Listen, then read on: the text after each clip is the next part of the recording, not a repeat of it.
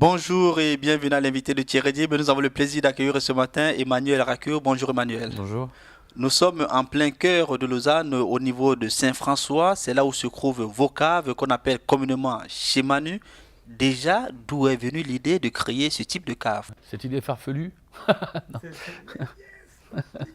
c'était une idée qui est partie au départ avec un ami. On est parti un peu à l'aventure, dans une idée un peu farfelue, et puis sans étude de marché, sans rien du tout. Et puis on a réussi à mettre à terme un- un beau concept qui a son succès aujourd'hui.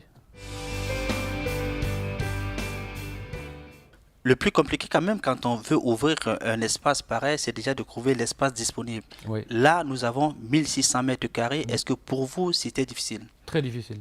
Je trouvais beaucoup de locaux en dehors de Lausanne, en dehors de la périphérie, et trouver des grandes surfaces en plein centre, c'est vraiment très dur.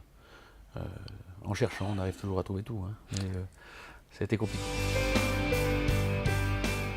C'est un club de passionnés, c'est un club de chefs d'entreprise qui viennent ici. Ça devient aussi maintenant un club de rencontres. C'est un club très sympathique en fait, et dont les clients s'en servent comme outil. Donc ils invitent aussi leurs clients, ils font des réceptions, ils peuvent faire des affaires entre eux. C'est atypique, on va dire.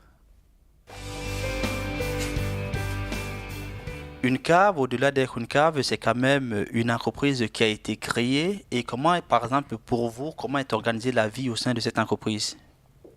Donc là, les caves, c'est un système assez simple. Chaque client a un accès biométrique. Ils ont un accès avec une clé également pour entrer dans l'immeuble. Ils peuvent faire livrer leur vin ici. Leur vin est mis en cave. Ils disposent de 15 mètres carrés par cave où ils peuvent stocker jusqu'à 2000 bouteilles. En plus de cela, il y a aussi une salle de conférence. Ils peuvent organiser des réunions, ils peuvent inviter des clients. Il y a une petite salle où ils peuvent organiser des déjeuners avec un traiteur. Ils peuvent organiser des événements pour leur entreprise. Tout est possible en fait ici. Il y a même à disposition un piano pour nos clients virtuoses lorsqu'ils sont en soirée. Et ça nous permet de passer des bons moments avec ce, ce très vieil instrument. Nous venons de faire cette belle visite au sein de cette cave de 1600 mètres carrés, mais la question qui me revient toujours à l'esprit de savoir, mais pourquoi est-ce que vous ne pouvez pas le mettre également, le rendre accessible au public? On a voulu tout d'abord que ce soit un endroit unique, donc privé, et puis de vouloir faire rentrer tout le monde ici, ça aurait été ingérable. Donc on a choisi la solution de, de- de- de- de rendre ce lieu super privé. Est-ce que c'est un héritage qu'on peut transmettre à ses enfants? J'essaye de tout mon cœur de partager ma passion avec mon fils, oui. Et mes filles aussi, bien sûr, mais elles sont moins assidues.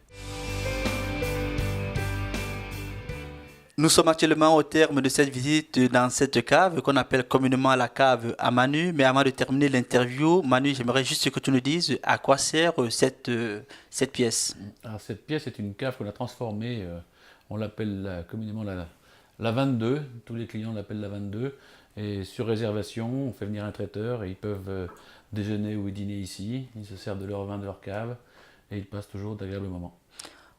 À voir les bouteilles, on sent qu'il y a eu assez de cadavres Oui, de très jolies choses se sont vues ici. Merci Manu. Merci Thierry. Quant à vous, chers amis, nous vous donnons rendez-vous très prochainement avec un nouvel invité. Au revoir.